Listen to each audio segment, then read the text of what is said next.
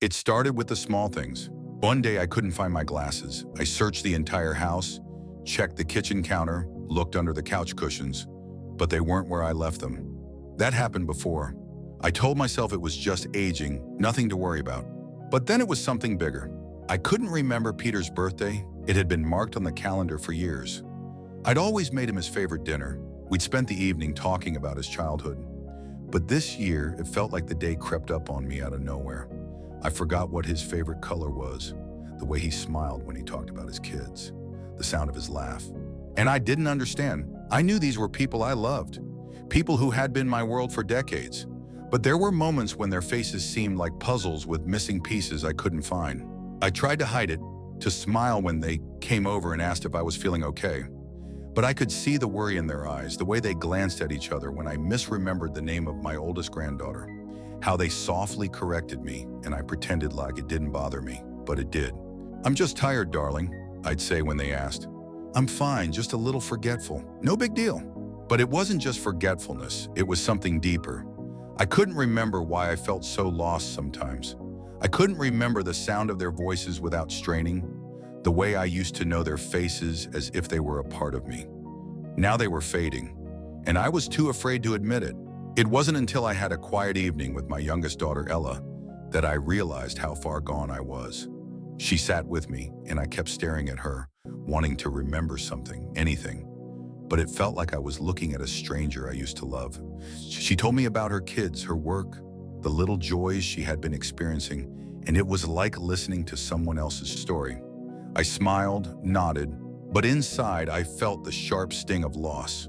"I don't know how to explain it," I said softly, "but I don't know if I know you anymore." It was the hardest thing I'd ever said, and the silence that followed crushed me. She just held my hand. Her eyes were sad, but they were full of patience. "I'm still here, Mom," she said. "I'm not going anywhere. We're going to find a way through this together." And that's when it hit me. I wasn't just losing my memory, I was losing them. The people who had always been my reason for waking up every day. The reason I fought for life when it felt impossible. And now I couldn't even remember the simple things about them. But there was one thing I knew. I wasn't ready to lose them for good. And so I made a promise to myself, even if I couldn't remember the details, I would choose to love them every day. It wasn't going to be easy. It wasn't going to be pretty. But I knew that no matter how much I forgot, there was one thing I could still do. I could fall in love with them again. The house felt quieter, more distant, like it wasn't mine anymore. Like I was living in a place that had been built for someone else. Someone who remembered the names of every object, every corner, every word that mattered, and I had become a visitor in it. I used to wander from room to room, checking the same corners, the same shelves, looking for something that would bring me back to myself. Sometimes I look out the window, watch the birds, wait for the world to feel familiar again. But every time I looked back into the house, it felt emptier. Not because the walls had changed, but because I had. I didn't tell my children how lost I felt. I couldn't. They were trying so hard to make things easy for me. They would come over, bring me flowers, talk about their lives, their children, their work. And I would nod and smile, but it wasn't real. They were worried. I could see it in their faces, in the way they hesitated before speaking, waiting for me to react, to answer correctly. I could hear it in their voices when they asked, "Mom, do you remember this? Or remember when we used to go here?" I didn't remember, and that silence felt like a thick wall between us, a wall I couldn't break. But then one afternoon, Ella came by, as she always did. This time, though, she didn't ask me about the past. She didn't ask me if I remembered a trip or a birthday or even a favorite food. She simply sat beside me, and for the first time in a long time, I felt like she was just there. Not expecting anything, not asking for anything. We sat in silence, and for once, it wasn't uncomfortable. She reached over and took my hand. And in that simple gesture, I felt something shift. It wasn't the memories that were gone. It was the expectation of remembering. The pressure to be the person I used to be, the person who held all the answers. Ella didn't need me to be anyone but myself. She needed me to just be present. "Mom, we're still here," she said quietly, her fingers tightening around mine. "You don't have to remember everything. Just be with us. That's enough." And I understood. For the first time in weeks, I understood what mattered. I didn't need to remember every name, every event, every tiny detail of the past. What mattered was being here, with them, in the moment. That afternoon as we sat together, I realized that my love for them hadn't disappeared. It wasn't lost in the fog. It was still there, waiting to be rediscovered. And so every day after that, I decided to start over. Not to try and remember everything, but to let myself fall in love with them again. Not with the memories of who they were to me, but with who they were right now. And every day I discovered something new about them and about myself. Every morning I woke with the same question. Who am I today?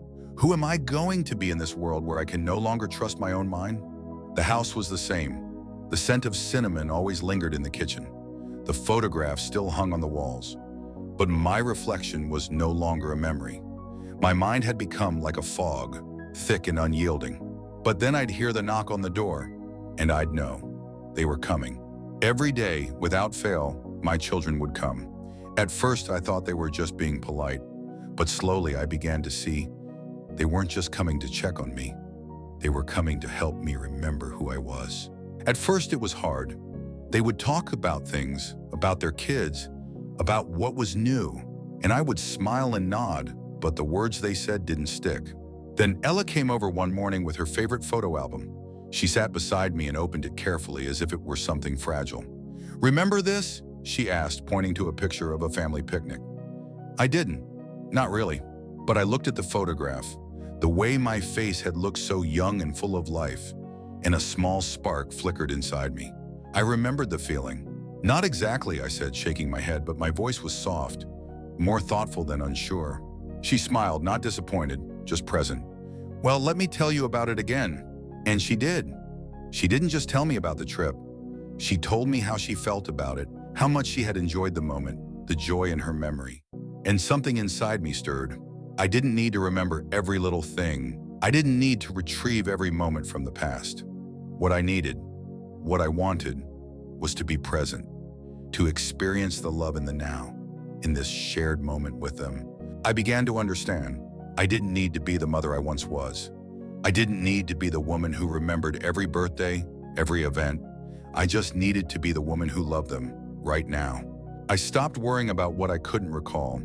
I stopped being frustrated with myself when I couldn't grasp a name, a place, a time. Instead, I started looking at their faces, not with fear, but with curiosity. Curiosity about who they had become. Curiosity about who I could still be with them. One day, Peter asked if I remembered the piano, and I hadn't. Not the way I used to. I hadn't touched it in years. But that day, he sat beside me at the old grand piano and we played together. Not perfectly, but enough. He laughed when I hit a wrong note. I laughed with him. And for the first time in a long time, I didn't care about the notes I missed. I cared about the sound of his laughter beside me. I cared about the way his eyes still sparkled, even when I couldn't remember everything about him. Each day became a new beginning, a new chance to fall in love again. I didn't have to reclaim my past. I didn't need to remember all the moments I had lost.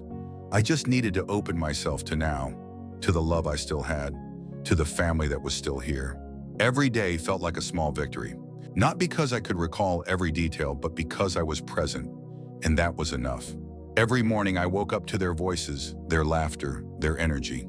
Ella would visit with her kids and Peter would come after work just to sit and talk about his day. At first it felt like I was a stranger, watching these people I had loved so much, trying to piece together the parts of me that felt so distant. But little by little I realized that even though my memory was slipping, my love for them was only growing stronger. One day I sat down with Ella and we went through old photo albums. Instead of focusing on what I couldn't remember, I let myself feel what each photo stirred inside me. I felt the warmth of the summer days we spent at the beach. I felt the joy of watching them grow up, the pride of being their mother. I remember how I felt, I told Ella, even though I couldn't remember every moment. "You always made me proud, you know," I added. And for the first time in weeks, I saw a spark of recognition in her eyes. "Mom," she whispered, her voice breaking, "you don't have to remember everything. I see you. I always have." And that's when it clicked. I didn't need to remember every little thing. I didn't need to hold on to the past in the way I had. What mattered was the now, the love that was still here, still vibrant, still ready to be shared.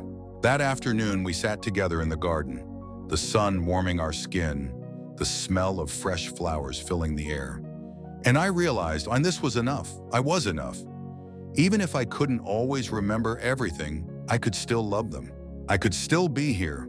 As I watched my grandchildren run across the yard, laughing and playing, I felt a deep sense of peace settle over me.